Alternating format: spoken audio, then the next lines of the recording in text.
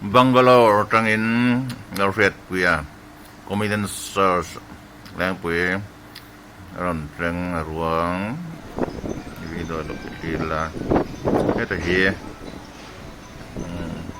ron kal pui me anin tu na hian sen pui don hai to an in ron sen pui me utra thim deuh ti ti to chin deuh mai khan nia darli chan ve Melbourne an phangem motor po headlight hai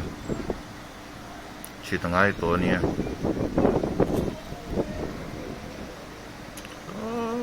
kal pui zel le rong te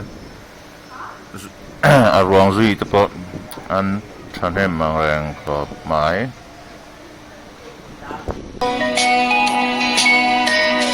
Kalvaria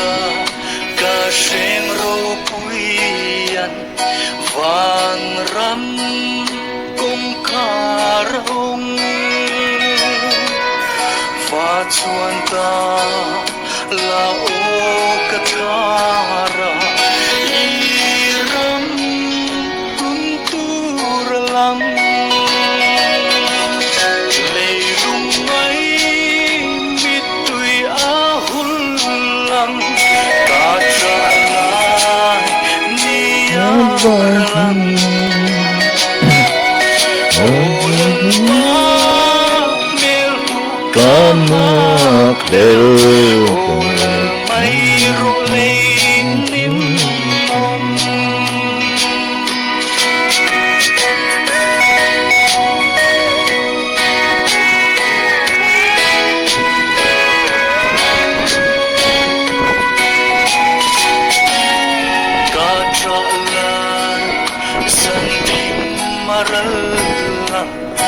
Sordan luira lakia o kamay kalong na berde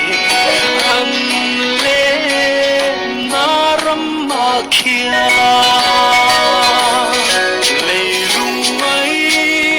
mitoy ahulang kachalan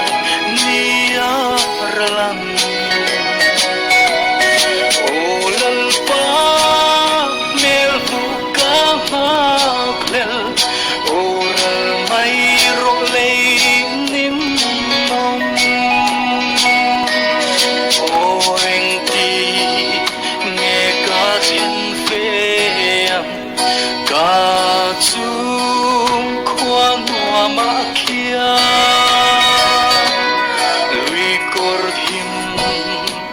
kadai kai hum na